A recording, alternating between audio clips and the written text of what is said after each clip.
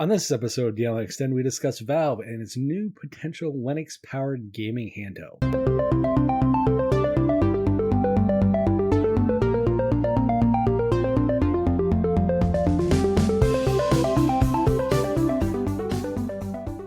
This episode of DLN Xtend is brought to you by DigitalOcean and Bitwarden.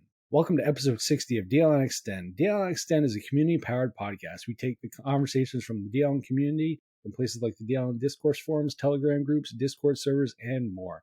We also take topics from other shows around the network and give our takes. And welcome to this fine episode, and I'm here with my fun partners in crime, I guess. Something like that. I would agree, yes. Well, not the crime part. I don't want to get like the crime thing associated with me too hard, just in case, you know. So with me, obviously, are Nate and Wendy. How are you guys doing? Good. Fantastic. No complaints. Life is good. You sure? Positive? Everything is as I would hope, I think. Hunky-dory. He thinks. Peachy keen. Splendiferous. With everything being peachy keen, then Nate. Wendy, what have you been up to? Ooh, that was quite the roll around transition there. We have actually been having some really fun family game nights lately. So quite a while ago when we did the last DLN Game Fest, I played Among Us for the very first time and had an absolute blast with the community and the crew during that game. So now for the last couple weeks, I guess, we've been doing these occasional family game nights. We did one actually for the last 2 nights playing rounds of Among Us. One of the things that I absolutely love about this game is that it is multiple platforms. So it doesn't matter if one person's playing from PC, somebody else is playing from a tablet, all kinds of different devices. You can still join.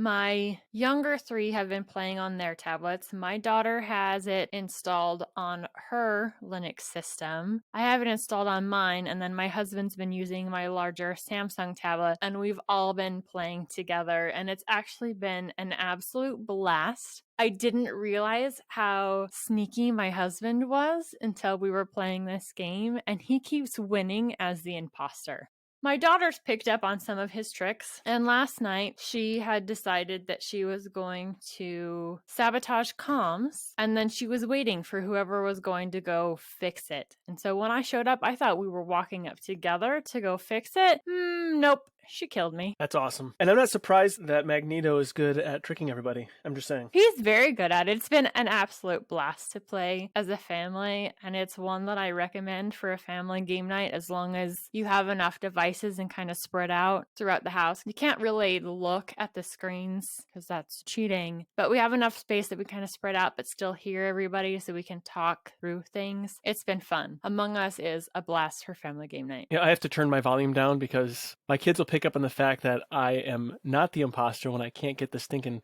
card to read in the card reader on the spaceship one. It's like, over and over again. Like, well, Dad's not the imposter. Some people turn their volume completely off. I'll put in a headphone, so it just kind of depends. Yeah, if you hear some of that music or the sound effects, that can definitely help you know what's going on. Headphones, good idea. Nate getting game tips from Wendy. Which is kind of weird. Yes, it is. The best advice I can ever give is you have to blow off the cartridge before you put it in. That's the best advice I can give for gaming. I remember those days, vaguely. Among Us is definitely a fun time. I have enjoyed it. We played it with friends and stuff, and trying to slyly be the imposter without them finding you is always, honestly, I think the best part of the entire game. It's like, ha, fooled ya. Absolutely. Yes, it absolutely is. And I don't know that I'd want to play with a group of random people. It's one of those games that I really enjoy playing with people that I know, but not one that I'd want to just join a random group of people. I think that's part of the fun, is you know the personalities of the people that you're playing with and just kind of picking up on some of the things that they say and trying to figure it out. I think a little bit of both is actually kind of fun. So when I play with my kids, I'll leave the game open and randos will hop in. And that's kind of fun because then you have a revolving door of other people that have no idea that you're a family. Kind of throw a wrench in there. Yeah, exactly. The little random element is not bad. I would disagree because then that means you have to play with people you don't know, who hence you probably don't like. Then again, that's probably why I play single player games most of the time. Yes, probably why. Well, as long as they don't say anything naughty. You are not a people person, just like Magneto. Unless it's Ryan, because obviously then I'm going to play games with him so I can make fun of him. The network switched over to Matrix as our main communication between creators. You've been diving into some of the different ways that you can access Matrix. What have you been finding, Nate? Well, I know I've been probably annoying some of you a little bit because I keep sending, hey, this is from this chat client. Hey, this is from this chat client. No bugging.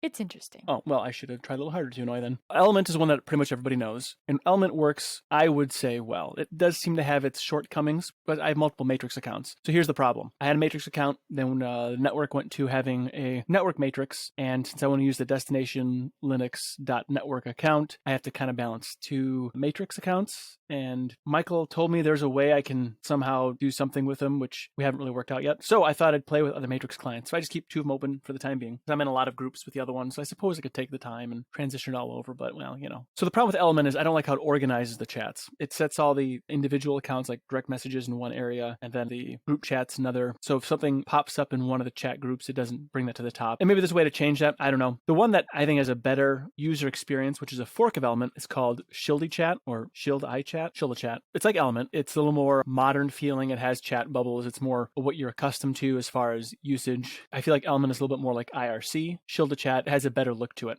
My problem with Element and Shielda Chat is that you can't have two accounts in one. And so I was told that Nico Chat, NHEKO, took me a little bit to find, is a client that allows for multiple chats and encryption. I tried that one, but I couldn't seem to figure out a way to actually show both accounts at once. Also, it had issues with like not showing the emojis, so I would get someone to send me like some emojis and they would show up as just like square and then some other random symbols. The user experience of that one didn't quite cut it for me. It's a really nice interface though. I like how it's laid out. There's just some little problems with it. I'm sure they're going to work it out over time. Now, NeoChat is one that does handle multiple accounts, I think mostly cleanly, but doesn't do encryption, and that's Qt based. But I couldn't actually figure out how to switch between the accounts, like as far as to see, and it wasn't interleaving them. So that one didn't really work quite well either. And I've noticed there's a couple others like Spectral and Spectral IDF. I haven't tried those yet. Suffice to say, I'm still on the search for a Matrix client that is able to do multiple accounts with encryption. I'm not there yet, so I'm just running multiple Matrix clients at the time. So I'm running one Element and one Shieldy Chat on my computers. They seem to be a little bit heavier than Telegram or whatever. At least I think they are. My search hasn't really been fruitful yet. It has been fun to try other bits of software. If I had the time, I would actually do a little more writing about it, but I just don't have the time right now due to life things happening. If you do want to try a good client, I highly recommend, I think, Shieldy Chat instead of Element. I think Shieldy Chat is a better client. It's an improvement. It's a fork over Element. And so far, that is by far my favorite at this time. Speaking of clients, have you tried Mirage? It's a desktop app for Matrix. No. Is there a flat pack for that? I pulled it in from the AUR, so I honestly don't know. Oh, the AUR. Okay. All right. Do note they are very specific that it is currently in alpha. They are very upfront about the code quality current. I gotcha. And does it handle multiple accounts? I believe working on it or had worked on it. Yes, built-in public servers, multiple accounts from one client, import, export, and then encryption keys, such as for accounts within the same client, automatically verify others. Set your account preferences online unavailable. Custom status messages, create rooms, join rooms, send, edit room names, guest access and enable end-to-end encryption, send and receive encrypted messages, send and receive emoji messages, receive notice bots. So they've done a lot. Interesting. Well, I think that's one to definitely check out. Now they actually do have a flatback. Do they? Now that you mention that, I need to check out Mirage. It says it's in the Flatpak repo, but it didn't show up in when I did a search for it. So might have to check FlatHub or something maybe. Yeah, I have the FlatHub repo. Well, sometimes FlatHub's a little weird. I see what you're saying. I'm going to definitely give this a whirl. Is this what you're using right now? I've used it. It's not what I'm using now. Generically, I pretty much use Element, but Mirage was one of the first ones I actually tested. They've improved a lot of stuff since the last time I used it, from the looks of it, though. I will add that to my list of clients to try, see how that goes. I'll report to you next time. So Matt just told me that you were running some applications out of the FlatHub, and something about Arch may have given you a little bit of some headwind. Come on, Nate, get it all out while you can. So what you're saying is you run Arch, and it ran itself into the ground. Actually. And this time I can actually mean, actually. I can't blame Arch. Oh, okay. I mean, you can blame whatever you want, I guess. The problem was I use Salient OS on my production machine, which is Arch-based. I use the snap of OBS because it has a bunch of plugins that are not in the repo version of OBS. So the problem was basically the snap version would not detect NVENC whatsoever. You could do all the previews and all the other stuff, but as soon as you hit for local record, nothing. it pops up with a warning that says, update your drivers or check your drivers, basically. And I had already updated my system. So I was like, okay, does this mean this? I've had this issue before where I've had to deal with the Linux headers, making sure they match the NVIDIA headers and all the other nonsense. That wasn't the issue. So I literally had to uninstall all of the Snap stuff for it, restart the system so that the system CTL stuff can get all reconfigured and whatnot. I re-downloaded it. It just worked. I can't really blame it on Arch. I can blame it on Snap, apparently, but I can't blame it on Arch. Could it be your crazy configuration caused the Snap to have fun? What I'm assuming what it was, I ran an update before I had done any OBS work. Unlike Ryan, I am not adventurous and I'm not going to update while I'm trying to actually do work. And there was some Snap updates for Mesa, Vulkan, NVIDIA. There was the Linux kernel updates and all that kind of stuff. So something might have gotten discombobulated, as you would like to say, Nate, in that update. Might have taken away the access to the NVIDIA NVENC support in the Snap, at least in the version I currently had, until I ripped it out and re-put it back in. That's the only thing I can think of. Again, I'm not saying it's an Arch issue. I'm not saying it's a Snap issue. It was just a issue.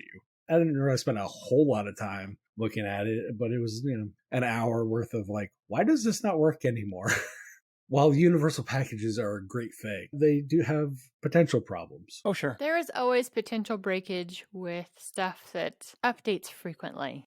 And in this case, I just don't know which one it was that caused the breakage. Was it because it's Arch or because it was the Snap, which is updated fairly frequently too? Again, people are going to want to know why I use the Snap. I use NDI and various other things that the Snap offers that the repo version doesn't. That's all. That makes sense. I totally get it. I use the Snap too. Not recently, but in years past. I want to say 2019 or 2018 was the last time I had Snap issues. Yeah, I think it was 2018. I filed a bug report and I worked on it with people kind of between the OpenSUSE, Bugzilla, and also the Snapcraft.io forums. They had to fix basically something in the OpenSUSE part of it. It's a kernel module of some kind, I think. No, maybe not a kernel module, but it's not directly supported by OpenSUSE. There's some other ancillary bits of fun to deal with snaps on OpenSUSE because it's not directly supported, but it does work very well and I use them all the time. So when it's broken on my end, it could have been like an app armor change or something changed in the Snap architecture itself that required new permissions or reestablishing of permissions or something like that. These things happen. They're getting smoothed out over time, but yeah, I mean, I'd like to rub your nose in it like a misbehaving animal. Like an I told you so because, Mr. OpenSUSE person here. But, I mean, computers are so complex, all these moving parts, and then, when something doesn't quite line up. I love how he backtracks on it when it's convenient. I'm not a nose rubber, but, I mean, I just wouldn't run Arch.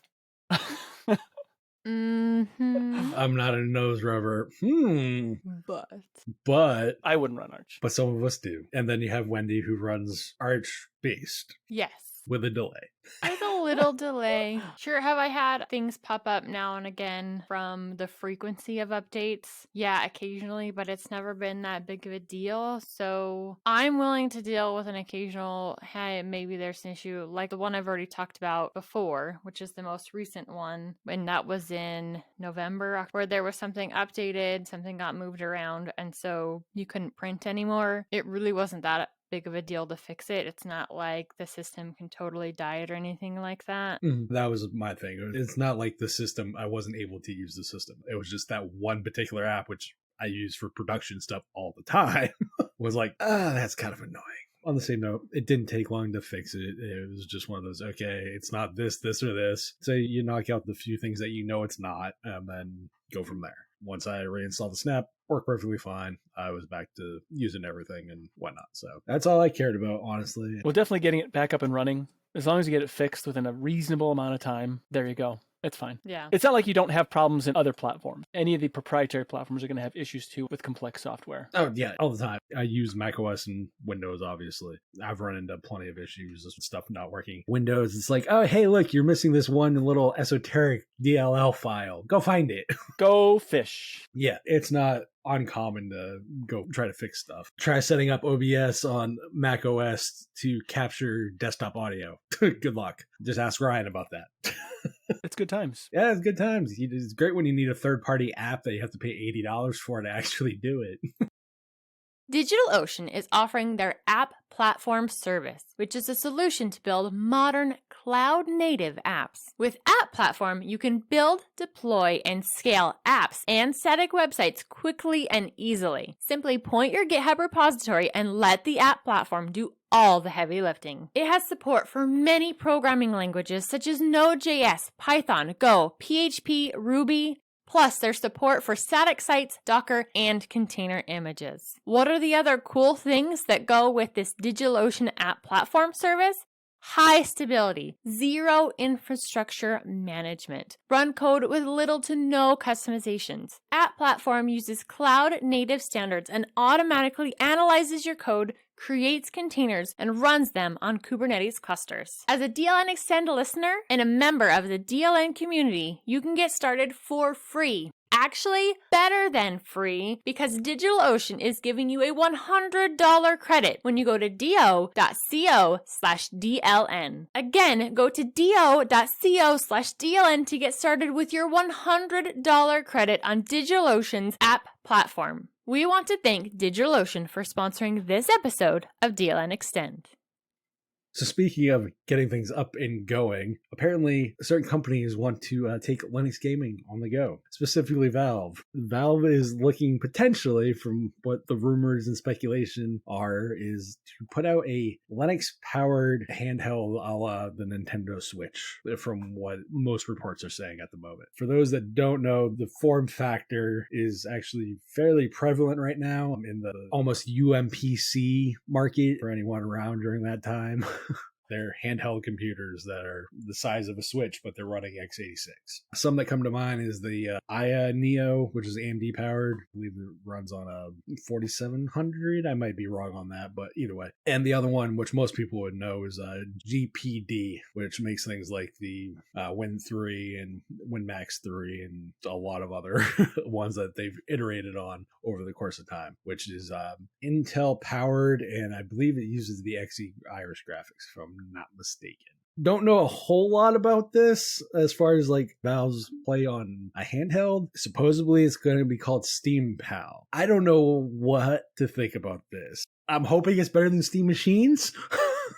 I don't know. What do you guys think? I brought this subject up almost exactly on the last episode of Hardware Addicts. So if you've listened to that one, we talked about some of the other handheld devices, but not ones that were specifically for Linux. And in the conversation, because this Steam Pal is now rumored, my question was, okay, Steam has taken some major leaps at different times, put out some hardware, and it hasn't done very well. Right now, I'm really curious as to what the specs are going to be on this, and I think some of that's going to make a difference into how well it does, is how it compares price-wise to other stuff that's already on the market, because there are options out there that you can put Linux on. The advantage of this one is hopefully the drivers will be rock solid. And that's going to make the biggest difference in gaming. And we know that Valve themselves have made leaps and bounds in just being able to play all kinds of Windows games on Linux, but there are still some issues. There's a couple games that my husband plays right now that are Windows-only games, and some of them used to play really good, and now we've had some updates, and they don't play so well anymore.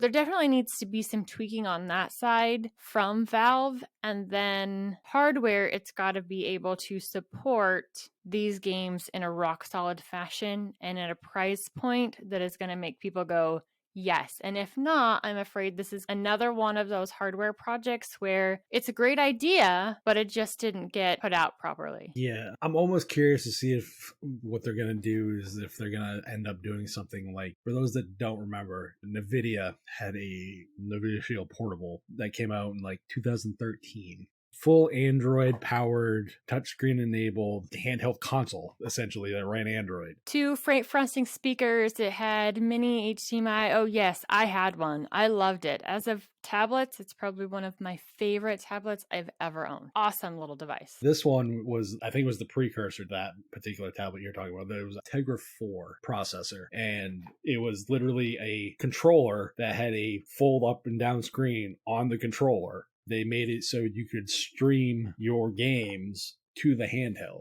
I'm wondering if Valve's going to be doing something like that, because they've put a lot of effort into like the library streaming stuff, because I know where I record and where I live are in two different spots. Sometimes I'll leave my workstation running, but I'll be streaming a game from my recording studio to my house. Totally separate networks. And how well does that actually work? Latency can be an issue, but that's where the catch-22 is, because latency for any streaming service is an issue. Despite how much I love the concept of streaming and like the bringing about of open availability and a lower, point of entry and all that stuff for making more people gamers, cool. Latency and like the technological limitations are still present that were present back when things like OnLive were around.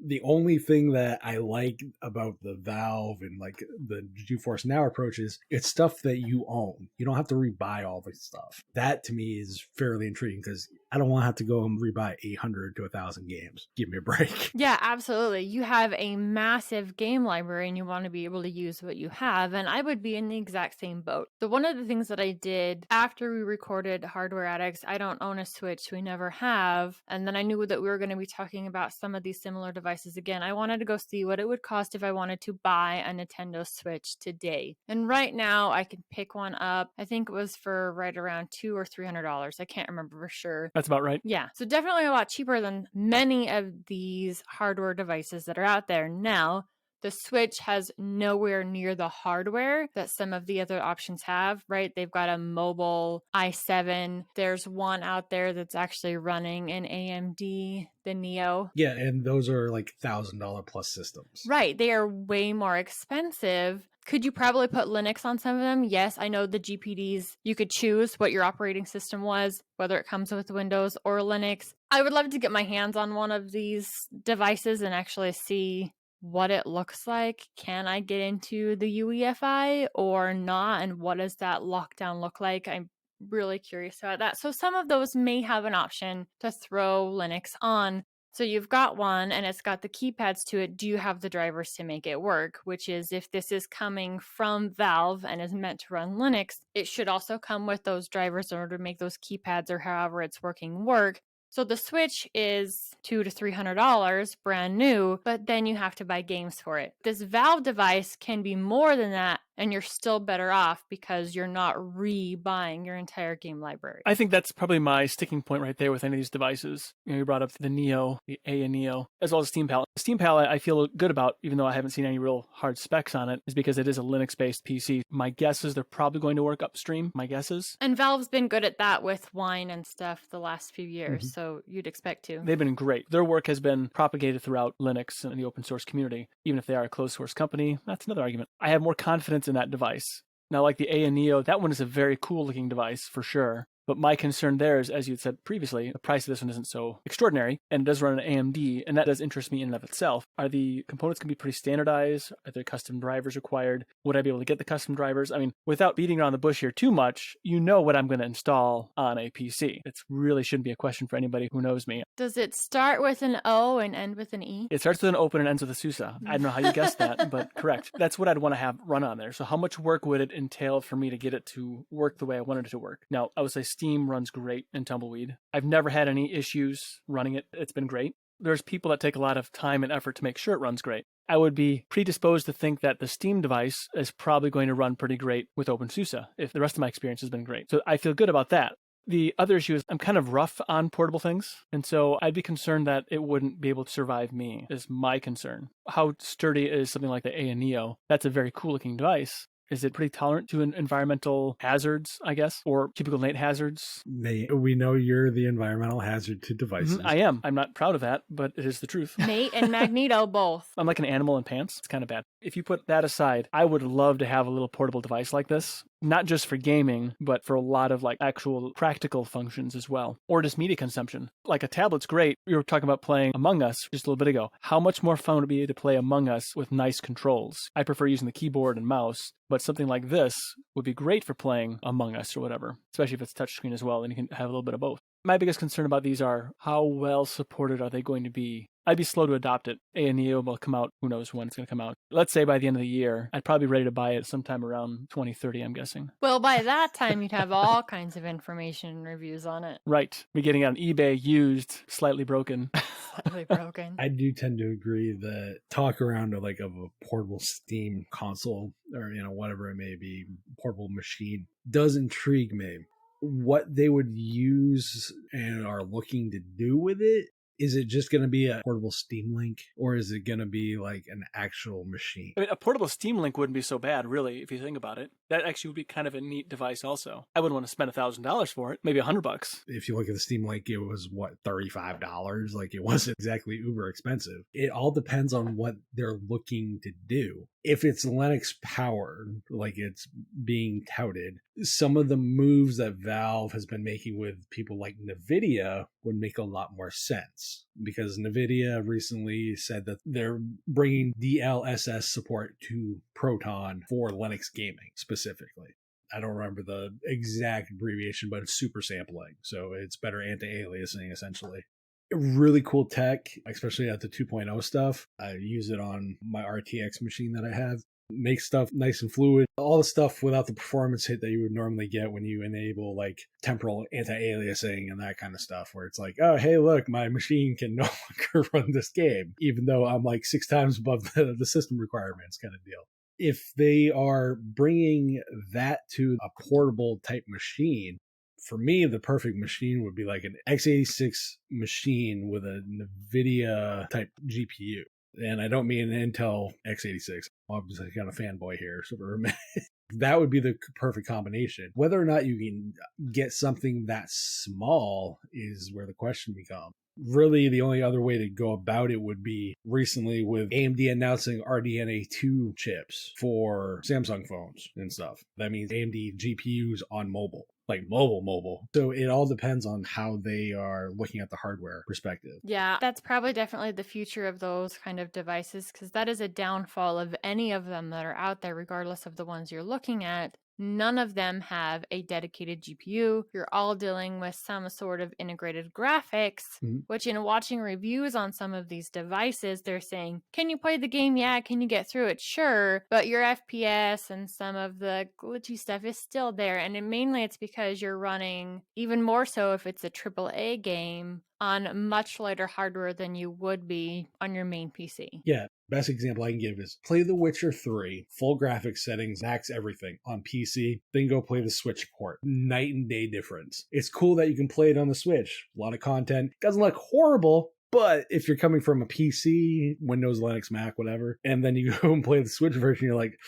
ugh, looks a little rough, not gonna lie. But here's the part that will make Nate happy. I haven't seen one of these devices where running emulated games doesn't look awesome. So there you go, Nate. You can play your emulated games and it'll be perfect. That's right. All the anti-aliasing on 320 by 200 graphics, I'm sure it looked brilliant. Yes, absolutely. Here's a tie-in to another show I recently listened to. Wendy, I don't know if you heard of this podcast. Really great podcast. It's called Hardware Addicts. Maybe. Episode 32. The hosts, they were talking about 2 nanometer technology for these chips. Let's look at these devices now. These are basically early Switch-like device, x86-based PC devices, like devices for Steam-like games. Fast forward maybe a year or two, and if these are successful and they iterate on this, the 2 nanometer technology is going to start to work its way into this platform. I think that's a huge game changer, and that also seems to whet my appetite a little bit more. If you think about the specifications that they were talking about on Hardware Addicts, how much less power is going to be consumed, how much longer gameplay, how many more of those graphic cores can they cram into the AMD's APU? There's a lot of things that I think are coming down.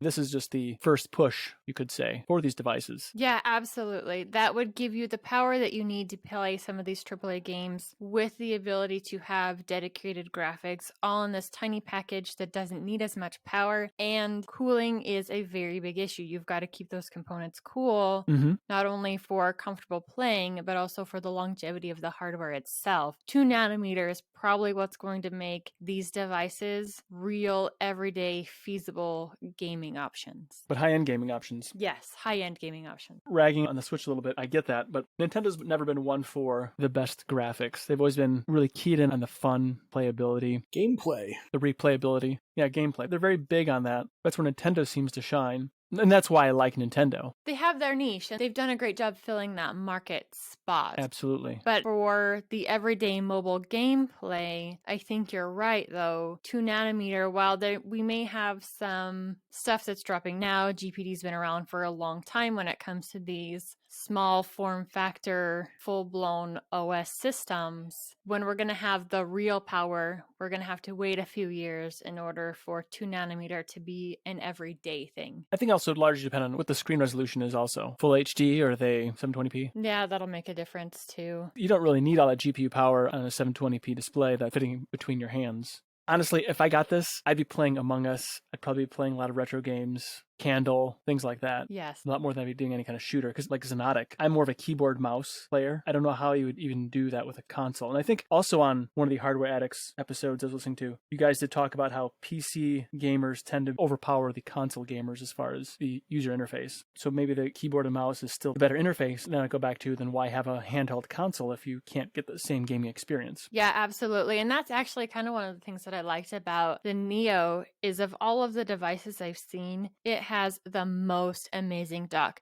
This dock has Ethernet and a whole bunch of additional ports. Plus, on the device itself, it already has 3 USB-C. When Valve is coming up with this concept design, and I'm pretty sure they already have it planned, it's probably going to be there or not, but I would love to have all of these different port options. That way, if you want to plug something else into it to expand its use case. One of the things that I like about the Switch, even though it's not as powerful as like a traditional console, PS4 or PS3 input console here or high-end PC, the fact that you can Sega Genesis.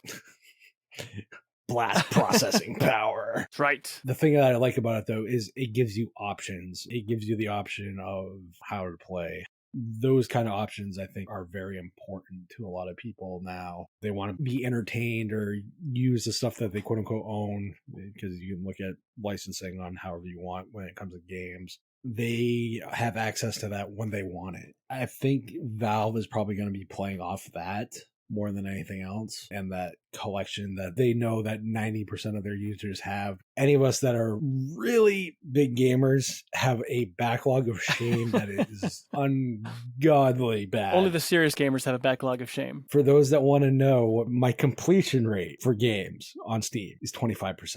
That's out of 830 something games. Wow. That's my completion rate. Games that I have started and finished. In some of the games that I have, like, I got through to the end of the game, but there's like other things I haven't found in the game, so like I'm not 100%. There's different levels of complete. Oh, okay. Start to finish a game, because most of mine are obviously story based. Start to finish, I have a 25% completion rate. Well, that's actually better than my completion rate on the games that I have. I only just recently got through this Commodore 64 game called Fort Apocalypse.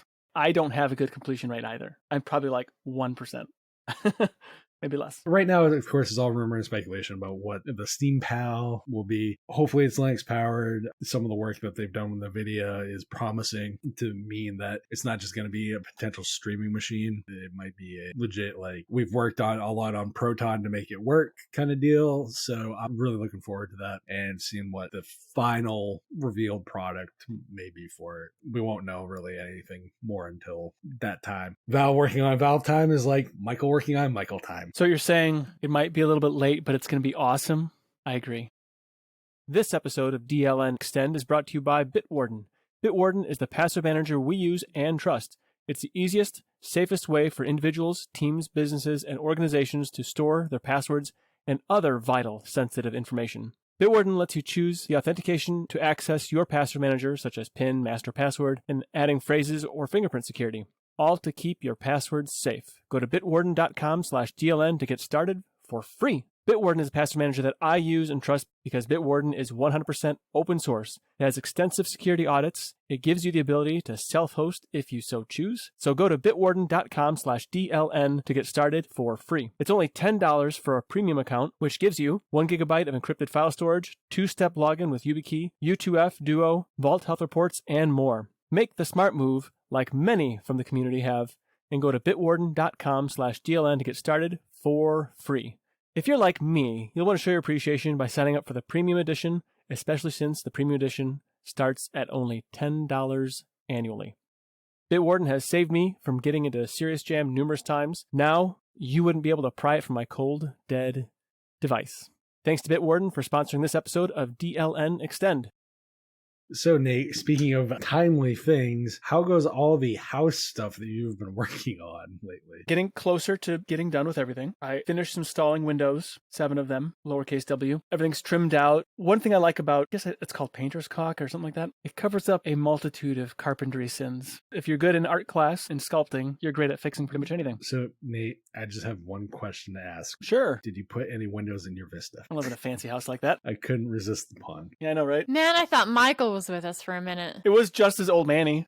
The home improvements are going well. It's an old garage. It's probably about anywhere between 60 and 100 years old, somewhere in there. I don't know. It's got a new roof on it now, and I have to paint it because in order for it to pass a certain kind of inspection, I have to make sure there's not a single bit of chipped paint anywhere on anything. So I am going to scrape and paint that yet. And then once that's done, I got some little bit of like spackling and touching up to do in some rooms, because kids. Outside of that, we're pretty much all set. Hopefully by the beginning to middle of July, I will be done with this tumultuous, nothing is stable bit of my life, hopefully forever. I will say that I do like my cordless nailers. My new finish nailer has been fantastic. It's made just doing the trim so much easier, not having to have a compressor with the compressor cables and the noise. Slap on a battery, push the nose of it into the piece, pull the trigger, and it's done. Your tools are probably the newest devices you have. They are. I like a good new tool. To me, it's fun. I really enjoy it. Wendy, I understand that you're doing a little gaming, maybe a slightly questionable title, something called Size Matters. Yes, I have been. So I brought this game up last week, and I actually got a chance to play it. I've only been playing it on the easy mode, so that means I have a very long time to get things figured out. One of the things that you can do inside this game is there's all these different boxes and stuff laying around. So if you're on one of the harder versions where you're shrinking faster, you can move different items around, so you'll have bridges already ready for you as you're making the different concoctions. For me, who is not a very good gamer in general, this is still definitely one of those puzzle games, and the hardest part, and the reason why I think everybody should at least play one round on the beginner, is you have like 3 or 4 different places in which these different instructions are written, and you have to find them around the room and get the right stuff mixed together and made. The first time I played after the tutorial, I had messed up big time and didn't realize that there was another thing that I needed and had to undo it. And all of these things, as you're creating, they take time. So you're still shrinking as stuff is being made. So part of the strategy of the game is seeing what needs to be done in what order and kind of pre-setting some of the stuff out. And I didn't have that very good the first time around. And I just restarted it because I'd reached the point that I was too short and didn't have any boxes that I could move. So I was going to shrink until nil anyway. The second time around when I was playing, I made sure I got everything gathered on one counter and kind of figured out the steps I needed and put stuff where it needed to go. And then went ahead with making. And that was better. I'm going to attempt maybe one of the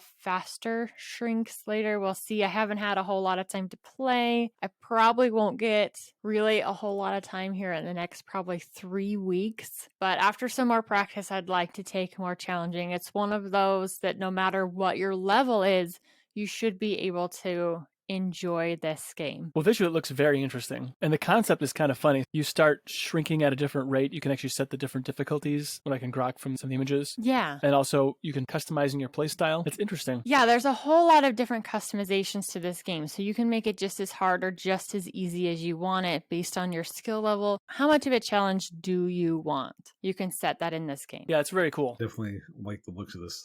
I'll definitely have to give this a try. You said this was part of Humble Bundle last week, Wendy? Yep, I got this one in my Humble Bundle. So if you are currently getting the Humble Bundle membership with a group of games each month, this one was in there for May. Probably one of the best games I've found since becoming the Humble Bundle Choice member. Nice. I'll have to give it a look then. Well, we just wrapped up one really fun game. Tell us about the game you've got for us this week, Matt. This particular game is called God Eater 3. This is a game series that started out on the PSP.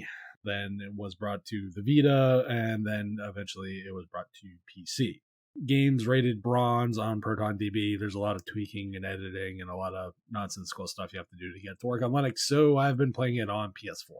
Lowest buried entry. Actually, Nate, you can play this on Switch too. If you are into games that are about the grind and collecting and getting better equipment and that kind of stuff, this is definitely one of those kind of games, but it's done in a 3D Monster Hunter kind of way, and it's done in an anime style. It's rated teen. It's mostly just because of some of the ways some of the characters are dressed more than anything else. I see that. It's a typical anime tropey type storyline, but the combat is really fun, really fluid, really fast. And if you just want something that there's a story there and there's character interaction, but it's just a fun game to go and play, this is something that I would definitely recommend.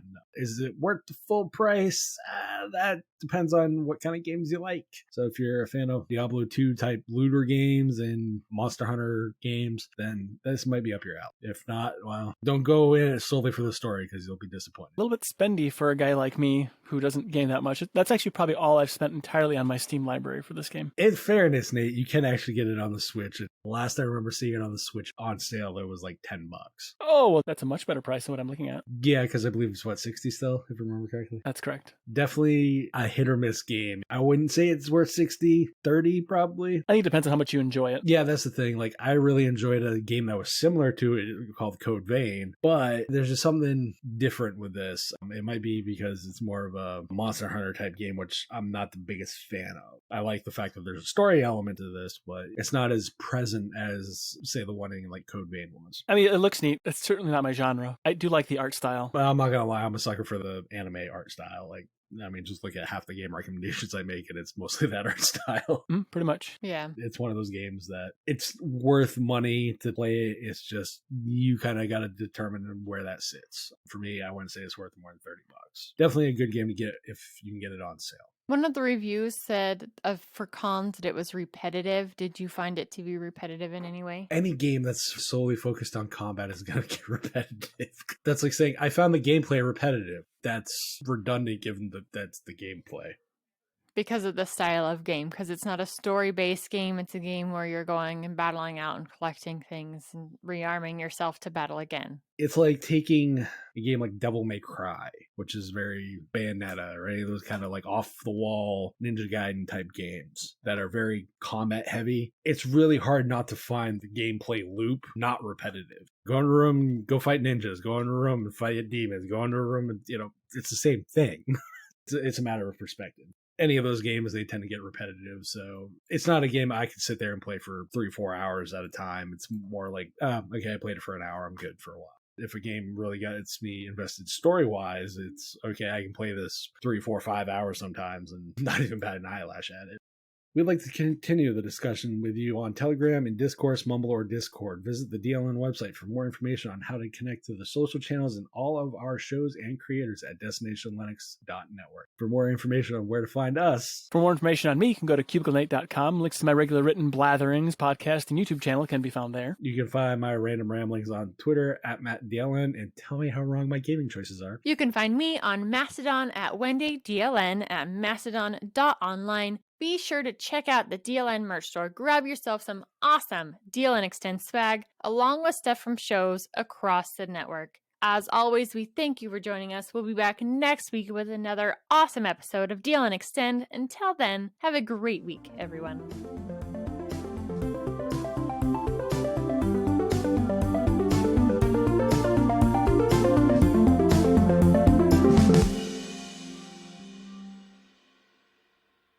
All right, so let's get this shindig started. All right. Yeah. Nate, you're sure you're good? I think so. I mean, no, because usually you end up adding stuff, so I'm just making sure. No, I'm good. I'm good. Okay. I'm at this point. Yep. Don't believe him. I don't believe me either. So with me are obviously oh my god, Nate, you totally threw me off on. I'm sorry, I couldn't help it. Actually, I'm not sorry. What's up? Yeah. Oh god, that's why I was like, wait, I got something to say, but I don't know. Totally lost track. Oh, I love it when I do that. So here's a true conversation that I've had with my husband, that there are some major similarities in both of the Matts that are in my life. And one of those things is just saying what comes to mind and not being a people person. I am totally a people person. I'm just very select on the people. Okay, well, you're both the same in that aspect as well. Do I take my husband grocery shopping? No. Well, Matt doesn't even take himself grocery shopping. He probably does the old order thing, so. Online pickup. Boom. I don't even do online pickup. They come to me. And why did you delete Shield to Chat out of my list? Somebody.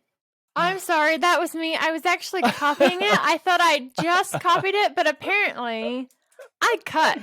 That's funny. All right. That just threw me off. Anyway, so it works fine. I would consider your gaming choices questionable, Matt, but not bad. No, it's a joke on the... From last week. Tell me how wrong I am. Exactly.